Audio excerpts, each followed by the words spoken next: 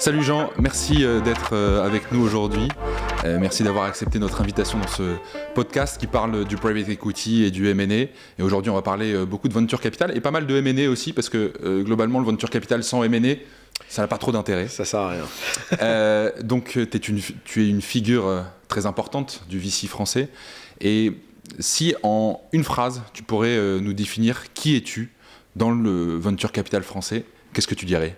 Le bras droit de Xavier Niel dans ses investissements start-up. Ok. Et qu'est-ce qui t'a fait rentrer dans le venture capital ? Qu'est-ce qui a fait qu'un jour tu as choisi le venture capital et d'y aller vraiment deep dedans ? En fait, il y a eu 2 accidents concomitants. Le premier, c'était en 2008 quand je suis entré en banque d'affaires. Je ne savais pas ce que j'allais faire.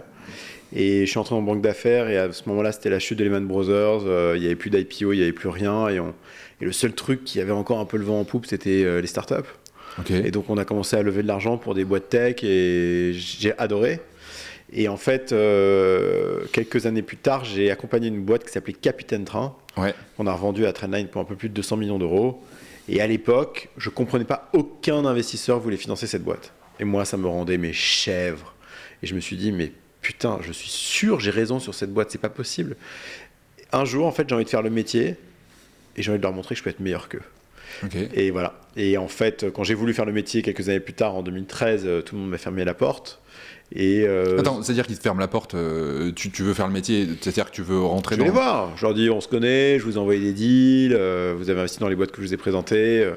Moi, le venture, ça me chauffe. Est-ce qu'on peut faire un truc ensemble ? Et la réponse est, en gros, t'es gentil, t'es banquier d'affaires, reste banquier d'affaires. Et tu penses qu'ils regrettent aujourd'hui ? Il y en a qui me l'ont dit ouvertement et tout, ce que je trouve assez c'est plein d'humilité de leur part, c'est assez sympa. Ouais. Et puis c'est toujours facile de réécrire l'histoire a posteriori. Ouais. Je pense qu'ils avaient probablement raison en majorité quand ils me disaient non à l'époque. Mais par contre, The Family, l'accélérateur de start-up, m'a ouvert ses portes. Ok. Et en fait, du coup, c'est un deal quand tu rejoins The Family, parce que toi aussi tu prends ton risque et tu fais en sorte de leur faire confiance, parce que globalement à l'époque où tu rentres dans The Family, ils n'avaient pas de com payer. Ouais. Et, tu vois, c'est... et ma femme à l'époque était enceinte de notre 3e enfant et on n'avait pas d'argent de côté. Donc oui, j'ai pris un risque. Okay. Mais c'est ce qui va bien avec le venture capital, puisqu'en fait, si tu n'aimes pas le risque dans le venture capital, tu fais pas de venture capital. Ouais. Okay. Et un an après, j'ai envoyé Capitaine Train à Xavier par email, sur un call d'email. Et au même moment, Jérémy, qui s'occupait de Kima, était en train de partir. Jérémy ouais. Et puis un jour, Xavier m'a dit, passe me voir, on discute. Et voilà. Okay. Et lui, il t'ouvre la porte la plus grande possible et il te dit je te fais confiance et on y va ensemble. Là, on est en mars 2015 et je commence à bosser avec lui en septembre 2015 et je le revois pour la 2e fois en mars 2016. Okay. Et entre-temps, tous nos échanges ne sont que des textos ou des emails plusieurs fois par jour, alors que je suis au 2e étage de l'immeuble et qu'il est au 5e. Assez marrant. Ah ouais. Ouais. Et qu'est-ce qui fait que tu parlais de Capitaine Train et que personne n'y croit et que toi t'y crois ? C'est quoi ton feeling sur cette boîte à ce moment-là ? Il y en a plusieurs. Le premier, c'est l'attention to details, l'excellence dans l'exécution des fondateurs. Ça c'était le premier truc. Le 2e point, c'était l'obsession du produit. Et ça se voyait, c'était un produit qui était chiadé, mais vraiment incroyablement. Et le dernier point, c'était le taux de repeat des utilisateurs. En fait, n'importe qui utilisait Capitaine Train revenait acheter des billets de train sur Capitaine Train après. Et sur un marché qui fait 10 milliards en France et 40 milliards sur les principaux marchés européens, ok, ta commission, c'est un peu de la merde, tu touches 4 à 5%, tu te fais clairement avoir par la SNCF, mais rien ne t'empêchera de faire 500 millions ou 1 milliard ou 2 milliards de chiffres demain et de trouver des business models additionnels. Et il y avait tout dans cette boîte, c'était irrésistible pour moi. Et je ne dis pas que ça a été facile après, hein.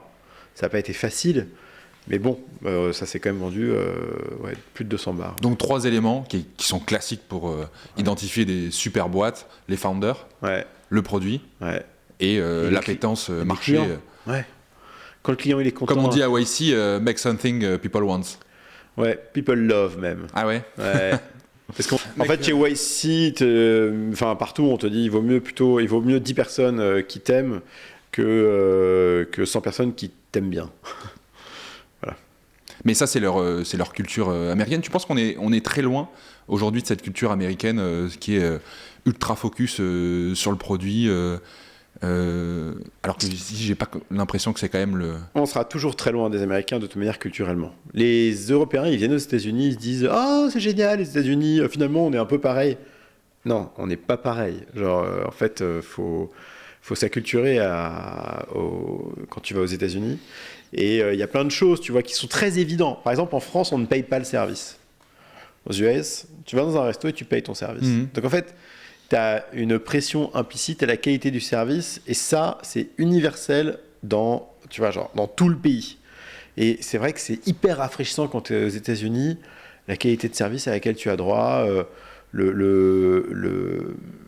tu vois, les gens sont... Les mecs, ils peuvent pas se rater. Ils peuvent pas se rater, même si tu parles au resto, le tips. En fait, les mecs qui t'accueillent, t'as l'impression d'être le roi, parce que pourquoi ? Le mec, il sait très bien qu'à la fin, il va te regarder dans les yeux, et en fait, c'est combien tu me payes pour le service que je t'ai donné. Ici, c'est pas pareil. Le mec, il n'y a pas de pourboire, donc en fait, qui te donne un service ou pas, globalement... Ouais, et puis il y a cette espèce de positivisme à l'américaine, où tout est amazing, où quand tu vas dans une boulangerie, on te dit bonjour. Quand tu vas dans une boulangerie aux États-Unis, on te dit bonjour, comment ça va ? Et les gens répondent tous bonjour, comment ça va ? Personne ne te répond comment ils vont, à part juste très bien, personne ne va t'expliquer leurs problèmes, mais il y a cette espèce de positivisme ambiant que les gens veulent insuffler, et c'est aussi peut-être le contrepoids du fait que c'est une culture aussi qui est extrêmement sauvage, quoi. Tu vois, il n'y a pas la protection sociale comme nous on a. La santé coûte très cher, tu peux te faire licencier du jour au lendemain. Donc, en fait, tu as des contreparties qui sont là. Et en France ou en Europe, tu vas dire, le service est de moins bonne qualité, les gens sont un peu plus fatalistes. Et en même temps, tu as un certain romantisme, tu as une culture incroyable, tu as une gastronomie hyper fine. Et donc, tu vois, en fait, tout s'oppose. Mais ce qu'il faut prendre, c'est le meilleur des deux mondes. Hein. Et il y a un skin in the game beaucoup plus important. Ah, rien n'est impossible. Ouais, et puis même quand il se... En France, rien n'est possible. Quand il se mouille, alors on a un système qui a ses qualités, comme tu le disais, mais si tu veux... Si on fait une rétro, d'ailleurs on pourrait se faire une rétro sur 2024 et ce qui s'est passé dans l'écosystème, parce qu'il y a beaucoup de choses qui changent, et dans la projection 2025, il y en a beaucoup qui s'inquiètent dans le milieu et l'écosystème start-up.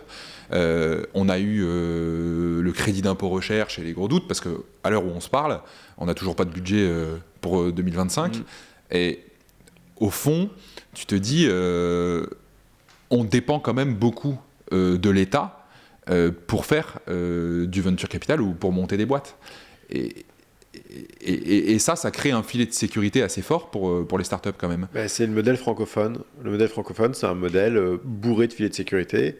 Et du coup, l'appétence au risque, ou même la manière dont tu vas prendre ces risques-là, est pas le même.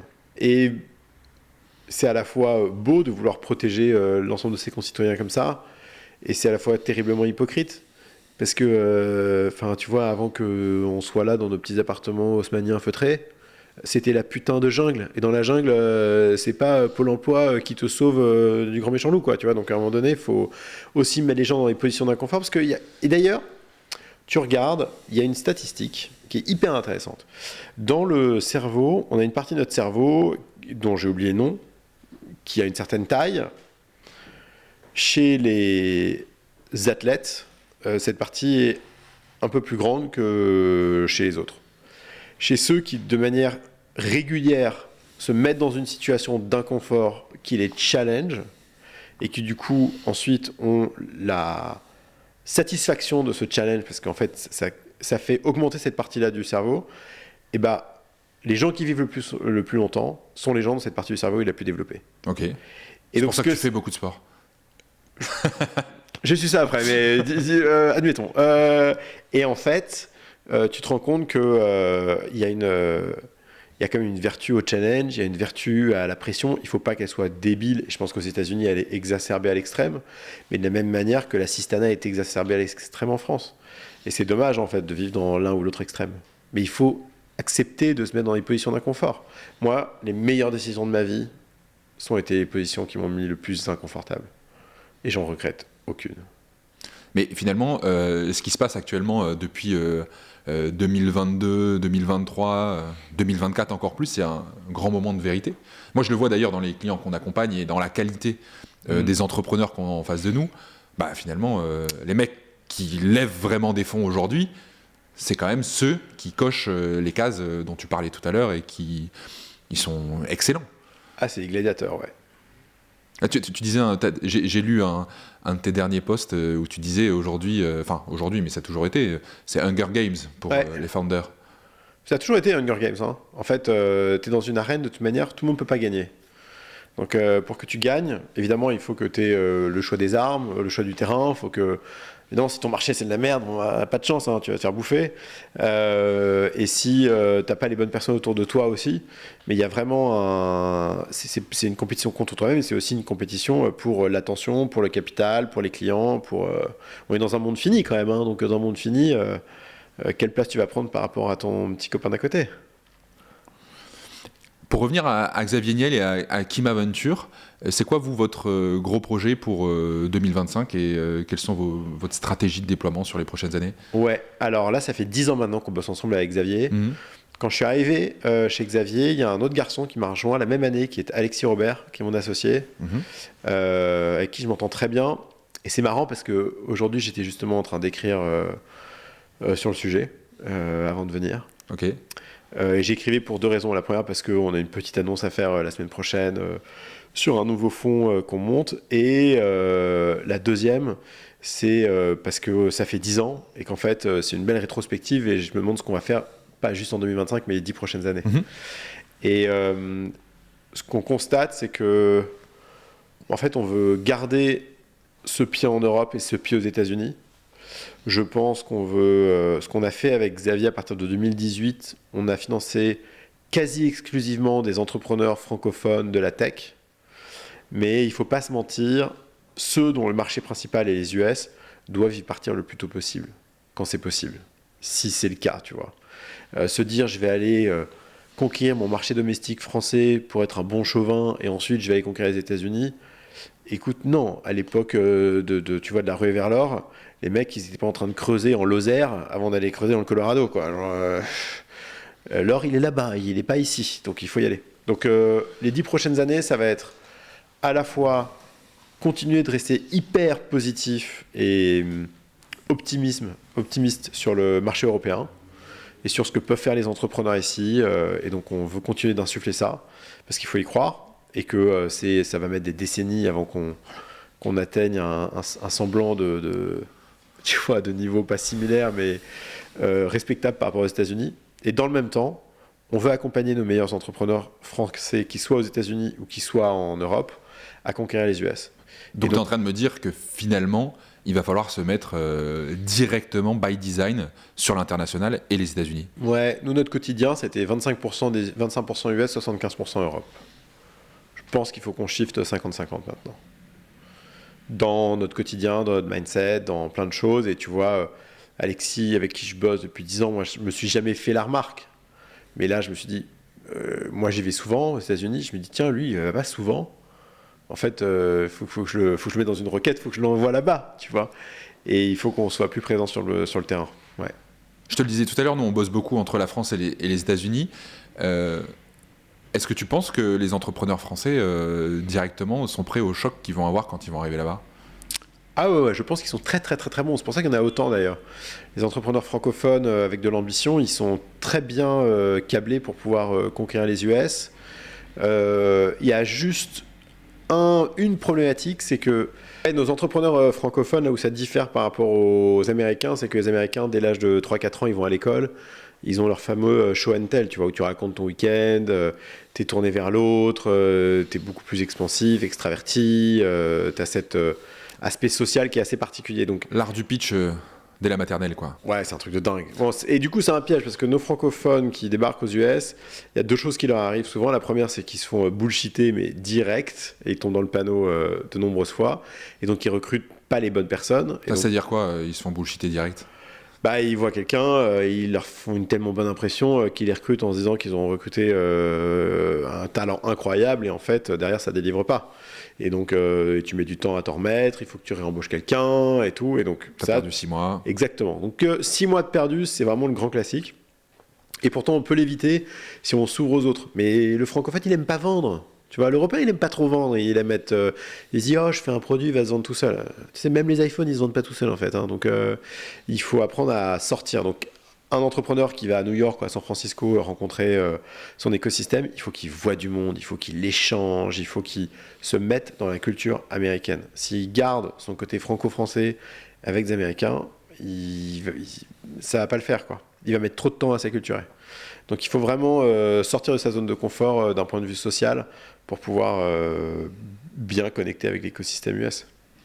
Et donc du coup, nous on fait beaucoup de flips. Ça veut dire que globalement, on a une société française qui va avoir une société mère aux US. Donc l'activité resterait un peu en France aussi, quelques salariés en France, ou est-ce que toi plutôt c'est le modèle, il faut incorporer aux US et forcément le marché français ou l'écosystème français, pas forcément l'utiliser? Les investisseurs internationaux, ils n'ont aucun problème à investir dans une boîte française. Les seuls qui nous cassent les pieds, c'est YC, parce que c'est un accélérateur qui exige que 100% de ses boîtes soient incorporées de l'Aware.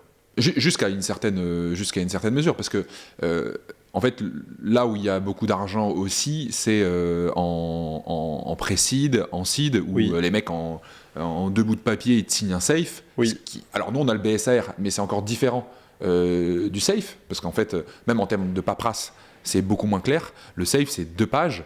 Et les Américains, ils ont l'habitude, et tu leur dis, ils te disent, OK, 150 000 $, OK, 300 000 $, mais tu leur envoies un DocuSign safe YC, c'est classique chez eux. Alors que si tu leur dis à tous ces gens-là, business angels qui ont la culture vraiment de l'investissement, en fait, tu vas venir investir d'abord en BSAR, bah, qui va te dire, non, en fait, ça, je fais pas, tu vois. Ouais. Mais les gros sur les gros fonds de VC, oui, ils n'ont plus de problème à investir en France. Non, sur l'Angel, tu as raison. Après, là, j'ai vu récemment un modèle de BSAR qui avait été mis à jour. Ok. Beaucoup plus proche du safe en termes de wording, en termes de très très propre. Ça m'a beaucoup surpris. Je te l'enverrai, j'avais trouvé ça très bien. Et je me dis que ça peut grandement faciliter les choses et avec un modèle de correspondance par rapport au safe pour que les angels américains puissent voir en quoi le safe correspond au BSAR à la virgule près. Et c'était très bien foutu. Mais c'est vrai que c'est plus vrai pour les boîtes de série A, série B. Voilà. Mais nous, nos boîtes, on ne s'attend pas à ce qu'elles flippent, on ne leur demande pas de flipper. On est très content qu'elles soient incorporées en France. Non, c'est les investisseurs US qui globalement le font, ou tu as raison, ou ici. Mais bon, on comprend aussi YC, c'est-à-dire qu'ils ont un batch de 300 compagnies. Ils vont pas se prendre la tête à voir avec 300 les 300 juridictions et de se dire, attends, notre safe 7%, comment on va le faire, quoi, tu vois. Ouais. Non, ils font les choses simples, mais ils ont raison. Et d'ailleurs, les gens qui veulent aller à YC, ils font tous le flip. Hein. On n'a pas un qui rechigne. Ah bah non, évidemment. En parlant de YC, qu'est-ce que tu en penses de leurs 3 mois d'incorporation YC? C'est un modèle qui est adapté à la Silicon Valley, c'est un modèle qui est adapté à YC, qui est inadapté au reste du monde, parce que 3 mois à San Francisco, c'est 1 an ou 1 an et demi ailleurs. Donc c'est très très bien pour cette géographie-là. Et ça pousse les entrepreneurs dans leur retranchement à... Un peu comme, tu vois, Xavier avec 42, ils ont la piscine qui dure 1 mois, où ils repoussent, tu vois, les devs dans leur retranchement pendant 1 mois. Et ben là, tu fais pareil avec des entrepreneurs pendant 3 mois, et c'est top. Et en fait, ça te met sur une rampe de lancement, où tu t'imposes un rythme, tu t'imposes une hygiène de travail, tu t'imposes des objectifs, tu t'imposes de te remettre en question. Et on te dit la vérité. C'est très brutal. Souvent ici, on te dit, ah ouais, c'est bon, je monte ma start-up, je monte ma boîte, et en fait, on y va un peu la fleur au fusil. Et c'est généralement 6 mois, 1 an après où tu dis, ah ok, vas-y, là, je vais me mettre vraiment dans les conditions pour. Ouais, bah le meilleur moyen de toute manière de mettre du rythme dans son quotidien, c'est d'avoir les bons référentiels, et 2, d'avoir la pression de tes pairs. Et YC créer ça automatiquement, donc ça c'est dingue. Ok. J'aimerais bien, et c'est ce qu'on s'était dit, c'est qu'on allait beaucoup parler aussi de M&A et des deals, parce que comme on l'a dit tout à l'heure, il n'y a pas de venture capital sans deal. Quel est ton plus gros deal et ta plus belle sortie selon toi qui t'a ouvert les yeux sur le fait que c'est vraiment le venture capital que tu voulais faire? Les 3 sorties moi qui m'ont marqué, bon la première c'était évidemment Capitaine Train, parce que c'était la toute première, c'était 2016, c'était 1 an et demi après que je rejoigne Xavier, donc j'étais content. Et c'était une belle sortie. Complexe parce que racheté par KKR, un gros fonds de PI. On peut savoir les multiples que vous avez fait là-dessus ? Sur Capitaine Train, on était rentré à 20 millions post-monnaie. Et là-dessus, on a fait 15 fois la mise. Ok. Ouais. Donc, ce qui est l'objectif du VC. C'est bien. Il y a des... Si tu veux vraiment très très bien gagner ta vie, tu vois, on a une autre boîte qui s'appelait We Do Gift. Ouais. Qu'on a vendu beaucoup moins cher, mais sur lequel on avait beaucoup plus d'ownership au démarrage. Parce que vous êtes rentré en...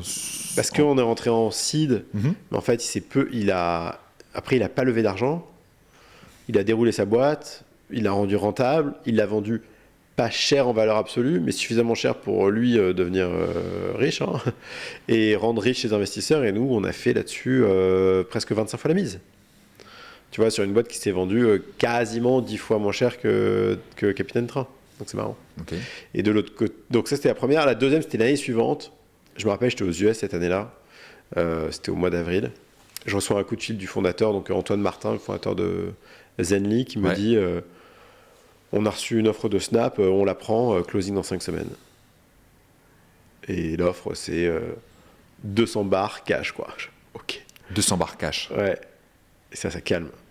Et nous, on a fait que 7 ou 8 fois la mise là-dessus. Mais bon, on avait mis 3,5 millions. Et la boîte, elle cherchait un acquéreur à ce moment-là ? Non, elle était approchée, mais elle ne cherchait pas d'acquéreur. Donc, deal d'opportunité, on le prend. Deal d'opportunité, on le prend. Sur un marché où, tu vois, en consumer social, si tu veux exister, il faut que tu lèves beaucoup d'argent, quoi. Oui, parce que ça coûte cher, l'acquisition. Ouais. Et surtout quand tu ne gagnes pas d'argent. Et faire tourner tes serveurs et tout. Tu vois, une boîte comme Biril, qu'on a vendue à Voodoo c'est un deal de l'année dernière, ouais. Ouais, qu'on a vendu l'année dernière à Voodoo. Bah, en infrastructure, ça coûte une couille. En fait, et on se rend pas compte. C'est terrible. Et on se rend pas compte. Et donc, et toi, en fait, tout ce que tu veux quand tu crées une boîte comme ça, en fait, c'est faire venir des utilisateurs qui s'éclatent. Et en fait, tu te rends compte qu'il te coûte cher. Puis tu te dis, ah merde, il va falloir que je gagne de l'argent. Si tu te dis, ah, si je commence à monétiser, je vais dénaturer l'expérience. Et qu'est-ce que je fais ? Et donc, ça veut dire qu'il faut que je relève beaucoup d'argent ou que je m'associe à quelqu'un. Et tout d'un coup, ce rêve initial qui était de dire je vais faire un produit utilisé par des millions de gens et ça va être génial, se transforme en prison. Moi, je trouve ça vachement dur pour les fondateurs, ça, en social consumer. Mais c'était pas la troisième à laquelle je pensais. La troisième à laquelle je pensais, c'était Screen. Je me rappellerai toujours parce que Pierre Bétoin, le CEO, m'appelle en décembre 2020, je crois. Je crois que c'est ça. Je crois que c'est 2020. Et me dit, écoute Jean, je sais pas si on fait une autre levée de fonds ou si on vend. On a potentiellement un acquéreur intéressé. C'était Datadog. Ok. Et il faisait quoi, Screen ? Screen, c'était Security Software. Ok.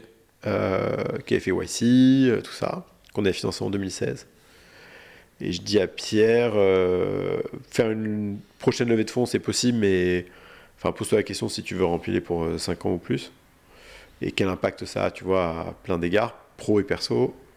Et deux, si en face, tu as un acquéreur qui est Datadog, tu vois, qui est genre solide de chez solide, qui te file un bon prix dans des délais raisonnables, fonce. Par contre, faut pas que ça traîne, quoi. Et il a fait en sorte que ça traîne pas et ça a pas traîné. Et 2 mois plus tard, c'était vendu. Et ça, c'était... je sais plus comment c'était pas loin de 200 millions, je crois.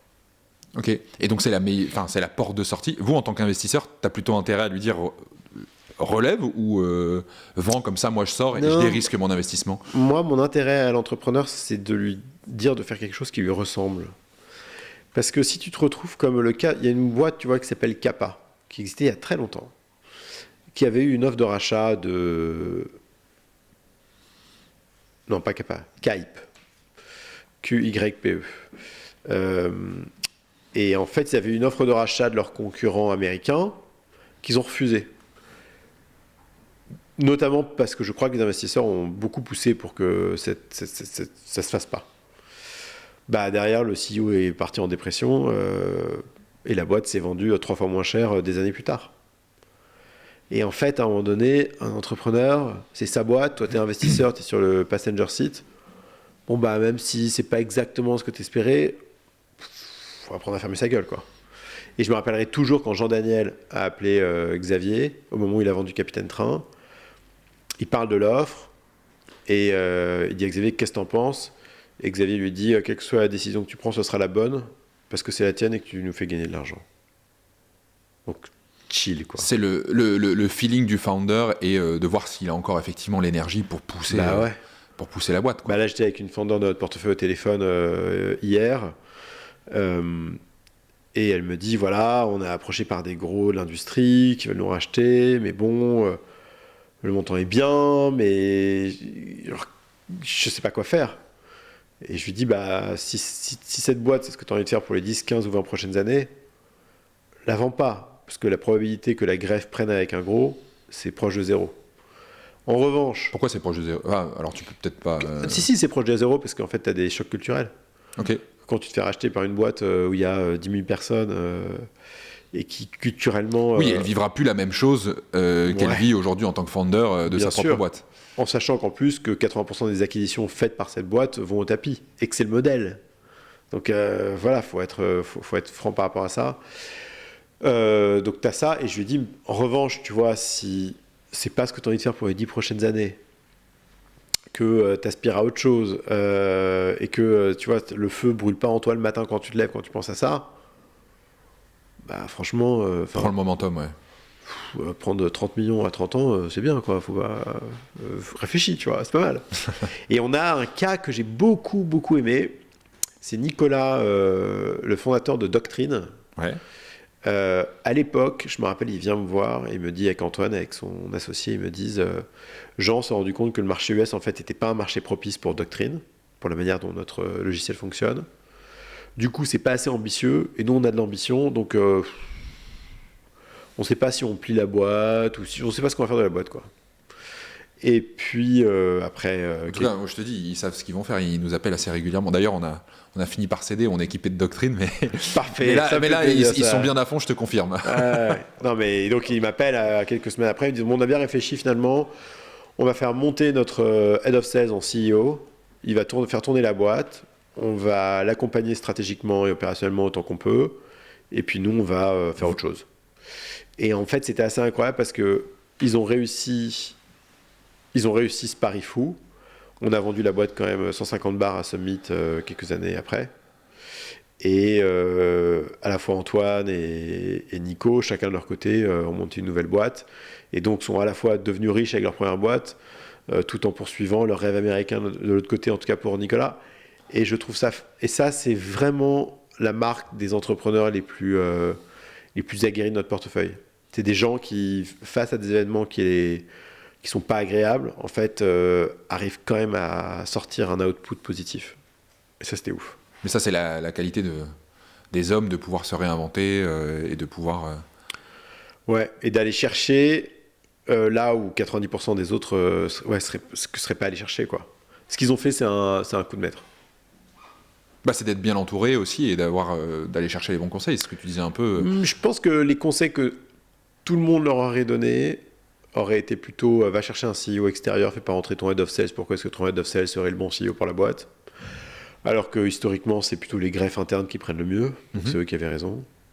Ensuite, depuis quand on a vu un CEO partir de la boîte, conseiller de manière extérieure, tu vois, son nouveau CEO, et imaginer que ça marche? Putain, ça a marché. En fait, ils ont battu les statistiques, quoi. Ça, j'ai beaucoup aimé ça. Et sur les phases de M&A, comment vous vous impliquez, vous, en tant qu'investisseur? Vous mettez dans le train de la transaction et vous intervenez? On n'a que deux rôles. Le premier, c'est un rôle initial où l'entrepreneur te dit voilà, je rentre dans un process M&A, et là, toi, tu arrives et tu dis voilà, toutes les loupiottes rouges, quoi. Voilà comment l'acquéreur va se comporter, voilà la pression que tu vas subir, voilà ce qui va se passer avec les avocats, voilà ce qui va se passer sur le prix, voilà comment il va te renégocier la gueule, enfin genre... Et donc généralement les loupiottes rouges, c'est lesquelles? Elles s'allument toutes. C'est toujours les mêmes, c'est si tu mets pas de pression sur le timing, il va te baiser sur le timing. Si tu mets pas de pression sur le prix, il va te baiser sur le prix. Si en face il va te mettre une armée de 12 avocats, il vaut mieux que tu t'en mettes un très féroce en face plutôt que toi-même en prendre 12. Que ces gens-là sont des prédateurs parce que c'est des acheteurs et donc c'est terrible, mais en fait, ils ne répondent qu'à une pression opposée. Donc, à un moment donné, une bonne négo, c'est quand tu es prêt à sortir d'un négo. Donc, un jour, tu es capable de prendre ton téléphone et de dire en fait, on va arrêter. Non, c'est bon, là, j'en ai marre. Ça, c'est la liberté, et ça, effectivement, il faut systématiquement il faut être en position et c'est un jeu avec le timing, parce que sur le timing, c'est le premier point que tu as cité, mais les founders sont complètement perdus sur le timing. Dépassés. Nous, tous nos entrepreneurs qui nous appellent en disant quelqu'un veut m'acheter, je dis t'appelles le CEO de la boîte, pas le corp dev, M&A, mes couilles, je sais pas quoi. Tu lui dis voilà le montant, voilà le délai. C'est oui, c'est non, c'est binaire, tu choisis, tu vois. Et à 4 ou 5 occasions, c'est ce qui a fait que c'est allé au bout. C'est essentiel. Sinon, qu'est-ce que ça traîne ? Mais faut être prêt pour ça. Faut être prêt psychologiquement, mais il faut se conditionner. Donc nous, notre job, c'est un job de conditionnement initial. Ok. Et notre job numéro 2, c'est à un moment donné dans la négo où le bailleur est un peu chiant, c'est d'appeler le bailleur en disant en fait vous nous faites chier, en fait nous on signera pas. Et tout d'un coup le bailleur il se calme un peu. Parce qu'ils se rendent compte qu'on signera pas, et le mieux c'est qu'on dit on signera pas, puis nous on va remettre de l'argent en fait, donc on vous emmerde. Donc ça c'est montrer la liberté de la boîte de ne pas accepter le deal. Complètement. Dès qu'ils sentent que tu es en position de faiblesse. mais c'est pas évident parce que. Ils sont pas philanthropes, hein, ils vont te baiser. T'as finalement aussi la bataille interne, et nous on l'a aussi, puisque c'est globalement ce qu'on explique aussi à nos clients. Et t'as le founder qui dit mais attends, non, je peux pas perdre l'occasion là. Ne me mettez pas en risque sur ce deal, parce que je suis obligé de le faire. J'ai envie de le faire. Je me suis projeté, c'est bon. J'ai déjà imaginé ce que j'allais faire avec mon oseille. C'est ok. Ne me mets pas en risque. Mais souvent c'est ça, c'est la bataille aussi qu'on a en interne avec nos clients qui nous demandent d'y aller mollo, de pas être trop agressif. C'est pour ça qu'on les conditionne au début, et aussi qu'on leur explique que le rôle d'intermédiaire, toi en tant qu'avocat ou moi quand j'étais banquier d'affaires, c'est de prendre les coups pour eux. C'est d'appeler l'acquéreur et dire moi j'ai conseillé au client 2, tu vois. Et après l'acquéreur il appelle l'entrepreneur en disant mais putain mais il fait chier ton avocat. Ça tombe bien, c'est son job de te faire chier en fait. Et voilà. Et ça met un peu de pression, c'est vrai, mais quand même, une bonne négo, c'est quand tu es prêt à sortir de la négo. C'est pas bon une négo où tu es aux abois, où tu attends, où tu n'as pas envie de te. Ou le mec en face, il sait forcément que globalement le deal il va se faire, donc il peut t'épuiser jusqu'au bout. À ses conditions. Et puis il fait traîner le deal et il t'épuise. Et quand tu es sur le deal, de toute façon, t'es pas à l'œuvre à développer ta boîte, et donc en fait, tu as perdu 3 mois et que de toute façon, tu vas vendre, quoi. D'où l'importance du timing. Ok, super intéressant ce point. Donc ça, c'est pendant globalement le déroulé du deal. En amont, tu essayes aussi de faire les intros qui vont bien, pour trouver des issues à des boîtes, par exemple, dont tu sens qu'en fait, ils sont à bout. Tu vois. J'imagine qu'on te remonte quelques datas. Les datas sont clés. Parce qu'à un moment, tu appelles le founder, tu dis, attends, là, peut-être, il faut envisager de faire quelque chose. On a 2 options. On a les entrepreneurs qui, en fait... ont failli toucher un mur un jour, se sont relevés et en fait retrouvent le chemin de la croissance. Et là, on leur dit maintenant que tu es sorti des emmerdes, pose-toi la question de ce que tu as envie de faire de cette nouvelle liberté, quoi. Est-ce que tu veux continuer de pousser, ou est-ce que tu vois l'apprentissage du mur que tu as failli prendre, est-ce que tu n'as pas envie de vendre et on veut quand même qu'ils réalisent ça plutôt qu'ils se mettent tête baissée dans l'exécution. Et l'autre truc, c'est des entrepreneurs qui viennent nous voir en disant on a des marques d'intérêt à droite à gauche, est-ce que tu peux me faire 2-3 intros de plus pour essayer de chauffer le marché. Et tu vois, à l'époque, par exemple, on a Eden.ai, Marie Houtier, c'était, je ne sais même plus quand est-ce que c'était, mais elle vient me voir parce qu'elle avait potentiellement des gens intéressés pour l'acquérir. Je lui ai fait une intro à Snapchat, une intro à Twitter. Les 2 sont montés dans les tours et elle a très bien vendu à Twitter. Et tu fais monter les maillots. Et moi, ça m'a pris littéralement 2 fois 2 minutes par email. Et ça, c'est génial de te dire que avec peu de mots mais quelques bonnes intros, tu peux avoir cet impact-là. Ça, c'était cool. Ouais, donc c'est clé de rester très ouvert au moment où tu... Mais c'est pas vrai pour les entrepreneurs pour qui ça marche pas. Tu vois, moi, je sais pas accompagner un entrepreneur qui... Mon job, c'est de maximiser les bons. C'est pas d'optimiser la moyenne. Je sais pas faire. En termes de temps passé, d'output, ça marche pas, quoi. En fait, nous, on est très très très utile au tout démarrage on est très utile sur la toute fin quand l'entrepreneur va très mal ou va très bien. Mais quand c'est le messy middle, soit il y a des points identifiés très clairs sur lesquels on peut cranter le bon conseil, la bonne personne et tout, soit en fait c'est à l'entrepreneur de découvrir la vérité, quoi. On n'a pas la vérité, nous. C'est son chemin. Hein. Oui, et puis c'est le principe du VC. Finalement, le ventre mou ou ce qui est à la traîne, globalement, c'est pas votre modèle économique. Vous avez intérêt à mettre toute votre énergie sur globalement la boîte qui va vous faire l'énorme multiple pour rattraper globalement tous vos investissements. C'est exactement ça. Et d'ailleurs, sur Kima, sur 100 deals, en fait, c'est 3 boîtes qui font tout le retour sur les 100. Et puis on dit souvent... Attends, redis cette ça. 100 deals par an qu'on fait, il y en a 3 sur ces 100 qui vont avoir un impact incroyable sur le retour de ce millésime en question. Ouais, donc c'est même pas... alors souvent on dit... c'est moins de 5%. 1 sur 10, tu nous dis c'est 3 sur 100. Ah ouais. Et enfin c'est Kima, hein, sur un fond un peu plus intentionnel, où t'es un peu plus piqué, etc. Ouais, là t'es à 1 sur 10. Et ensuite, on dit souvent, il y a cet adage que j'aime beaucoup, les mauvais entrepreneurs ne t'écoutent pas, les bons entrepreneurs n'ont pas besoin de toi. Donc, en tant qu'investisseur, il ne faut pas se tromper de rôle. On est passagers. Mm-hmm. Et quand on l'ouvre, c'est pas pour faire chier le conducteur, tu vois. C'est pour le divertir, c'est pour lui parler d'un obstacle sur la route, c'est pour qu'il n'oublie pas qu'il faut tourner à droite bientôt. Mais c'est pas pour faire la converse pendant tout le trajet, quoi. Oui, parce que c'est leur responsabilité de founder. Oui, puis peut-être que c'est pas avec toi qu'ils ont envie de discuter. Peut-être qu'il y a quelqu'un qui, lui, est pilote de rallye et connaît la route mieux que toi et qui va se mettre derrière et qui veut lui apporter les bons conseils, tu vois. Ouais. Si tu avais un indicateur pour juger une startup, ce serait laquelle ? Le rythme. Un bon entrepreneur, une bonne startup, c'est des gens qui ont du rythme, qui bougent. Je connais... Oui, de temps en temps, je vois des gens qui gigotent. Et qui gigotent et ça ne produit rien. Mais globalement, les gens qui ont du rythme, c'est quand même des gens qui délivrent.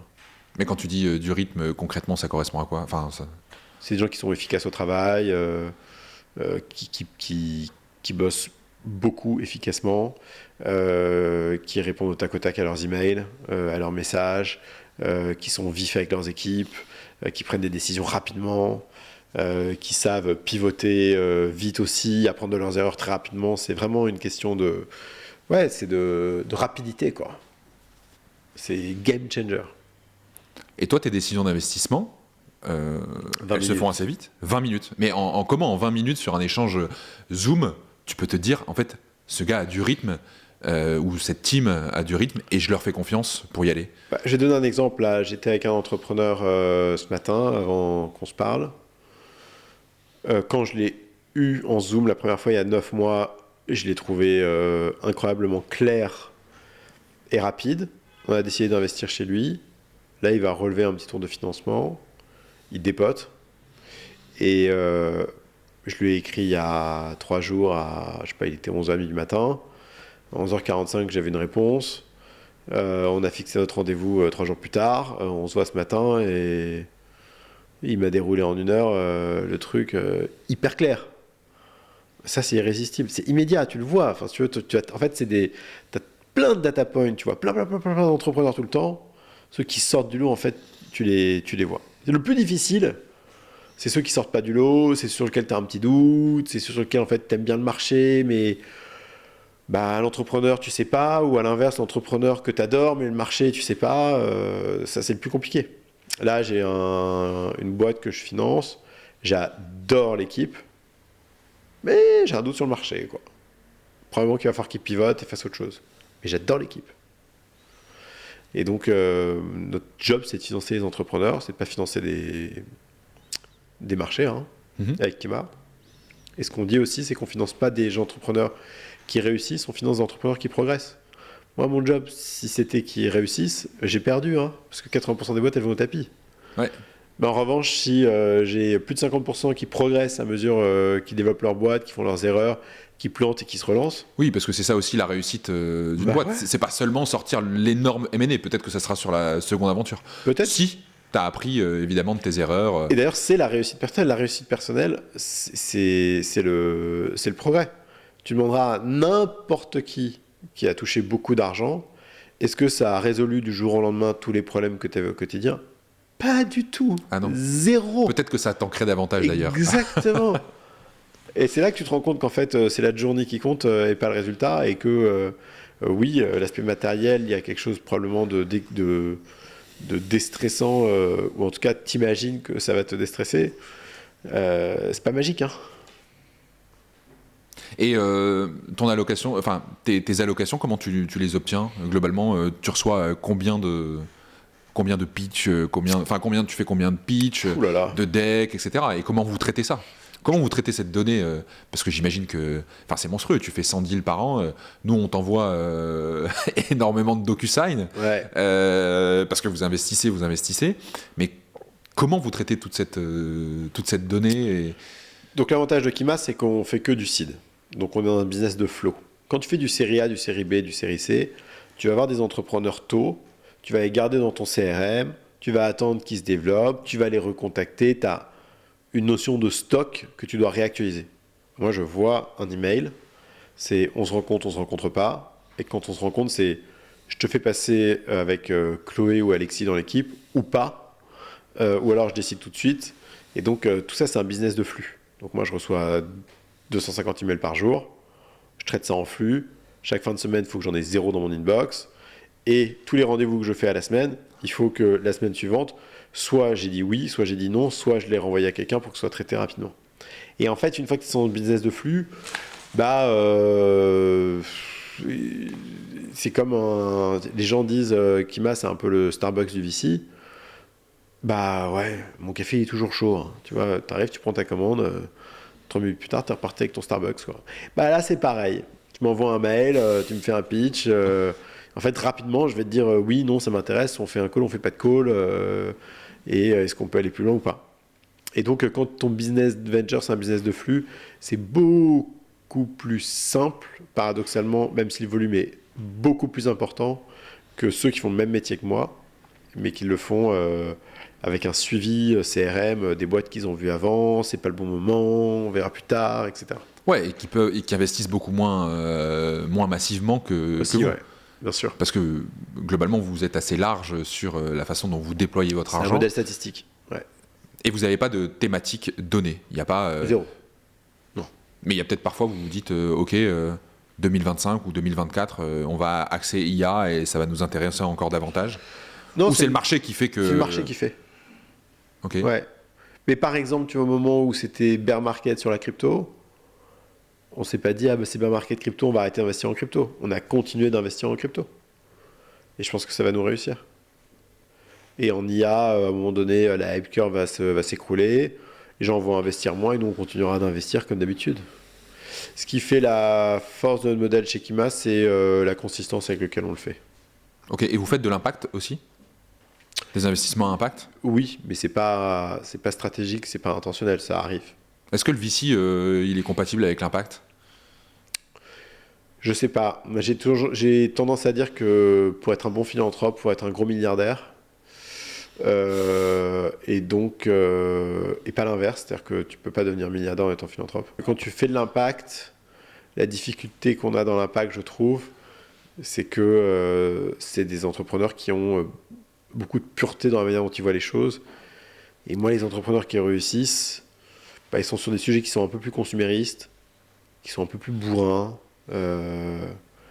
sur lesquels en fait ils sont. Ouais. Je veux dire que de faire de l'impact, ça t'empêche d'avoir une culture forte du résultat et. Non mais prenons Elon Musk, tu vois. Est-ce que tu dis qu'Elon Musk fait de l'impact? Tu vois, ça dépend le domaine et comment tu mesures l'impact. Avec Tesla et SolarCity, je peux te dire Elon Musk est le plus grand entrepreneur à impact du monde. Mais tu vas faire hérisser les cheveux à tous les gens qui font de l'impact.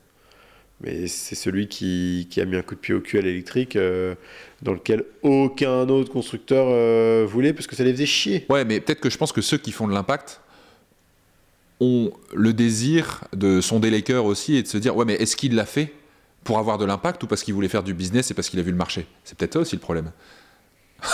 Moi, je dis justement que Warren Buffett donnera plus au monde que 1 million d'autres entrepreneurs à impact qui se racontent des histoires le soir quand ils se couchent. Et le monde est fait de 2 types d'individus comme ça. Si on prend les 2 extrêmes, c'est des businessmen qui deviennent de très très grands philanthropes et des entrepreneurs à impact qui font plein de petites choses à une échelle micro qui, mis bout à bout, ont de la valeur, mais qui, tu vois, à l'échelle d'une mission comme celle du venture capital, malheureusement, ça colle pas, quoi. Nous, on finance des businessmen, quoi, ou des businesswomen. On finance pas des associations locales ou nationales, parce que c'est pas notre modèle. Tu vois, on fait pas notre job si on fait ça. Oui, vous avez une vraie vision du venture capital, et effectivement, quand tu vois certaines opérations qui se disent venture capitalistes, en vrai, elles ne le sont pas du tout, puisque au mieux, ils financent des PME. Ouais, alors ça s'appelle du small cap. Ouais, mais d'accord, du small cap, mais c'est pas du venture. T'en as plein qui te disent, moi je suis une start-up, et en fait, ils sont pas du tout le modèle start-up, tu vois. Parce qu'en gros, ils vont jamais rendre un x15, x25, x35, x100 à leurs investisseurs. Exactement. Et d'ailleurs, en parlant d'impact, ça me fait marrer parce qu'il y a plein de fonds impact qui sont créés. Moi, je rêve d'aller faire les poubelles des gens qui ont ces fonds impact. Je veux voir s'ils trient leur putain de poubelles. C'est-à-dire ? Les gens te disent qu'ils font de l'impact. Je questionne la manière dont ils se déplacent, dont ils consomment, dont ils trient leurs déchets. Tu fais de l'impact, est-ce que tu le fais déjà dans ton quotidien, tu vois? Je me pose la question. Oui, peut-être, ouais. Bon, après, effectivement, je pense que ça pourrait être intéressant. C'est quoi le mythe sur la levée de fonds que tu veux casser en une phrase? Ce n'est que de ta faute si tu n'arrives pas à lever. C'est pas parce qu'on est plus facile de lever de l'argent aux États-Unis ou les investisseurs n'ont pas compris mon projet ou je suis issu d'un milieu défavorisé, je sais pas quoi. Ce n'est que ta responsabilité, personne d'autre. Qu'est-ce que ça veut dire? Ça veut dire que globalement, c'est possible pour chacun d'arriver à lever? Tout le monde peut lever, ouais. Et pour ça, il y a d'abord comprendre le monde qui t'entoure. Tu vois, des gens qui vont m'envoyer leur pitch ou contacter Xavier ou me contacter et qui se sont pas posé les questions des codes, tu vois, alors que tu te paluches YouTube pendant 2 semaines non-stop. Et qui n'aurait pas écouté ce podcast. Et à la fin, tu fais le caméléon et puis voilà. Et en fait, tu arrives à avoir le body language, le comportement qui va bien vis-à-vis de l'investisseur. Ensuite, tu as tous ceux qui t'expliquent, qui disent « Ah, j'ai une idée incroyable, tout ce qui me manque, c'est de l'argent. » Alors, il y a plein de gens qui n'avaient pas d'argent et en fait qui se sont très très bien démerdés, et aujourd'hui avec l'internet t'as 0 limite, donc t'as pas d'excuses, même quitte à faire une première boîte, gagner de l'argent sur cette première boîte pour utiliser cet argent pour faire la deuxième, tu vois, je sais pas, mais ouais, en fait le plus gros mythe c'est qu'il n'y a pas d'excuses. Si tu lèves pas, c'est pas parce qu'on finance pas les femmes, on finance pas les minorités, on finance pas ceci, on finance pas cela, c'est parce que tu l'as pas fait. Oui, et puis c'est statistique aussi. Si on finance pas ou moins les femmes, c'est peut-être aussi parce que globalement il y avait aussi moins de femmes qui étaient à l'époque fondatrices de sociétés. Oui, mais est-ce que c'est un critère d'un VC qui s'est dit cette femme, moi par définition les femmes c'est non? Alors malheureusement il y en a. Ah ouais? Ouais. Ok. Alors toi, ça te choque parce que nous, on est des générations où en fait, on comprend pas. Ok. Mais tu reviens 10 ans en arrière ou 20 ans en arrière, c'est beaucoup, beaucoup plus fréquent. C'est flippant. C'est comme la misogynie dans les grands groupes des mecs de 50 ans et plus. C'est choquant, tu vois. Donc, il y a un vrai truc à régler. Mais est-ce qu'aujourd'hui, il y a encore un sujet sur le fait de VC qui... par design, globalement, même s'ils le diront jamais, disent « Moi, les femmes, c'est mort ». Oui, plein. Ok. Qui le diront jamais. Parce qu'une femme, c'est plus fragile, parce qu'une femme, ça tombe enceinte, parce qu'une femme, ça va se faire marcher dessus, nanana. Des stigmates à la con. Une tonne. Ouais, parce que pour le coup, moi toutes les femmes que je connais entrepreneurs, on parlait tout à l'heure d'Éloi Guillotin. Enfin, tu vois, Éloi Guillotin, tu y vas 1000 fois. 1000 fois. Et pour le coup, oui, parce que aussi, c'est aussi parce qu'elle a parce que c'est aussi une femme et qu'elle a cette sensibilité, parce qu'elle t'embarque. Et ouais, c'est... Donc ces trucs-là existent, malheureusement, ces stigmates existent, sont réels, mais c'est pas une putain d'excuse. Ok. Tu vois, c'est réel, il faut le combattre, c'est problématique, mais c'est pas... d'abord, c'est pas irréversible, et puis c'est pas universel, quoi. Je pense que voilà, quiconque veut lever, peut lever, ou lèvera. Et pour réparer ça, typiquement si on reprend la thématique de l'investissement sur les femmes, les fonds type Sista, etc., tu trouves que c'est des bonnes initiatives ? En fait, ce qui se passe, c'est que tu as le problème de fond qui est l'éducation, qui se joue à l'école. Où en fait, tu as un jeu d'extrême où tu as d'un côté les woke qui t'expliquent que il faut que tout le monde soit traité à exactement la même enseigne. Alors comme en fait, j'adore le principe de différence des genres, quoi. Et j'emmerde ceux qui me disent « Ah mais non, mais c'est exactement pareil un homme et une femme ». Bah non. Non, et puis je sais pas, moi, en fait, j'ai pas envie qu'on soit pareil. Moi, mais j'ai pas envie qu'il y ait un fort, un faible, un mieux, un pas bien, un truc et tout. En fait, c'est cette différence, c'est ce qui fait justement enfin, en fait, c'est une richesse incroyable, j'adore. Faites pas chier. C'est juste que il faut, par contre, très tôt, il faut donner la même légitimité, enfin, faut donner les mêmes armes aux deux. Quoi. Ouais. Et donc, mais bon, ce principe d'égalité... Si tu passes ton temps à dire à ta fille « ma princesse », alors que tu dis à ton fils « mon champion », ah bah c'est sûr que t'as une princesse d'un côté, t'as un champion de l'autre, tu vois, on a un problème. Donc il faut apprendre à dire à ta fille « ma championne ». Voilà. Mais après, tu peux dire à ton fils, mon prince, si tu veux, peu importe. Mais oui, et même par nature. Enfin, moi, bon, ça, je sais pas si on digresse ou pas, mais sur cette thématique-là, tu parlais des enfants, et t'en as, moi j'en ai pas, mais tu vois, par exemple, avec ma sœur, on a eu la même éducation, on a les mêmes parents, et pourtant, on est fondamentalement différents. Et c'est ok, c'est génial. Avec ton frère aussi. Exactement. Et donc du coup, par nature, en fait, l'égalité, elle n'existe pas forcément. Mais bon, il faut quand même faire attention à cette jeunesse parce qu'elle a été, on a été trop construit sur des images qui sont très polarisantes, alors que il faut laisser les enfants se construire avec le temps. Et pour qu'ils construisent, il faut quand même qu'on leur donne un pied d'égalité assez tôt.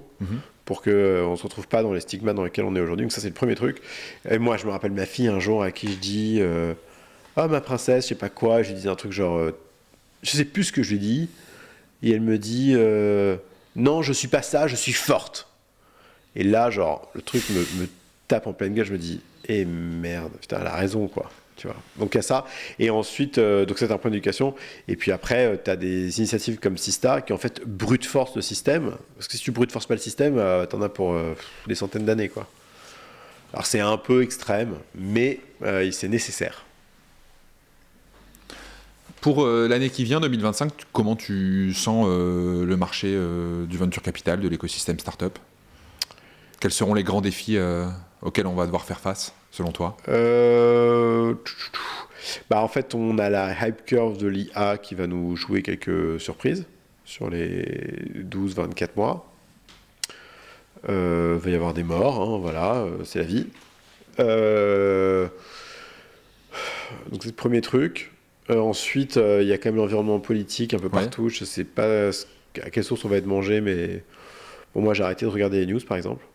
Je regarde plus jamais les news, c'est fini, ça me gonfle. Je te rassure, t'as rien raté. À l'heure où on se parle, on n'a toujours pas de budget. Ah, ça m'intéresse pas. Je veux plus savoir maintenant. Aux États-Unis, il y a quand même des actualités intéressantes sur ce qui est en train de se passer, sur le fait que tu as des entrepreneurs qui ont un intérêt sur le politique. Alors, tu as certains qui vont te dire, attends, c'est des milliardaires qui commencent à prendre la main, c'est une oligarchie, etc. C'est pro-business. Enfin, il y en a qui sont un peu choqués de ça. Toi, t'en penses quoi ? C'est une blague. Les États-Unis, les gens disent pro-business, tout. Les États-Unis ont toujours été pro-business. Les corporations ont financé les politiques depuis la nuit des temps. C'est le pays du lobby. De quoi vous me parlez, quoi ? Genre, mais c'est bizarre. C'est les milliardaires qui décident. Vous étiez pas au courant, genre. Non mais sauf que là ils se mettent sur le devant de la scène. Avant ils le faisaient en back office. Oui, mais c'est pas. Là ils se mettent sur la scène, ils font des meetings et ils te disent au mec qui vient 1 million à loterie, celui qui vient à mon meeting. Donc. Ouais, mais c'est pareil. Exactement pareil. Ça n'a pas changé en fait. C'est juste que c'est moins hypocrite. Peut-être. Mais tu vois. Mais tu penses que ça aura un impact sur l'écosystème VC mondial, sur le business, sur les M&A qui vont se mettre, sur le fait que l'argent va circuler plus facilement, sur une dérégulation qui sera plus forte? Je sais pas. La position de l'Europe vis-à-vis de ces Américains qui te disent maintenant à nouveau America First. Ils ont raison. Et America First, on va se faire bouffer par les Américains encore une fois. Mais par les G.I. Joe. Non, mais le truc, c'est qu'on est dans un. Enfin, tout n'est qu'un éternel recommencement avec des paramètres différents. Il y a eu la crise des semi-conducteurs, il y a eu la crise de l'Internet, il y a eu la crise des cryptos, il y aura la crise de l'IA, et après il y aura la crise de la robotique, puis la crise de je sais pas quoi. Et puis en fait, voilà, et les choses vont se polariser dans des extrêmes, puis repartir dans l'extrême inverse, et puis on va revenir dans les extrêmes. Le monde y tourne et... Mais il faut s'y préparer quand même.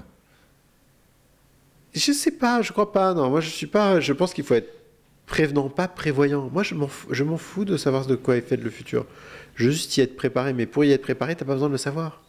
T'as juste besoin d'avoir le bon mindset. Une capacité d'adaptation à ce qui arrive. Ouais, exactement, d'adaptation, d'anticipation et de réaction, quoi.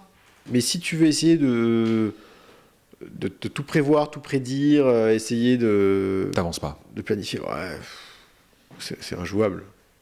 Enfin, moi, j'y crois pas, en tout cas. Puis ça m'intéresse pas. C'est un coup être malheureux, ça. Oui, peut-être. Bien heureux sont les ignorants. Exactement. Bon. Merci beaucoup. On arrive à la fin de cet épisode. Avec plaisir. Tu es disponible comment? Tu réponds sur LinkedIn, J'ai sur ton adresse mail? Mon email est en clair sur LinkedIn, donc c'est facile. Ok. Je réponds à tout le monde. Ok. Eh ben, génial. Voilà. Si vous voulez retrouver Jean de la Roche-Brochard, vous savez où le retrouver sur son email qui est affiché sur LinkedIn. Avec plaisir. Merci à toi et puis Merci. on se retrouvera très prochainement sur un deal. Quelques opérations. À bientôt. Allez, salut, ciao. Ouais.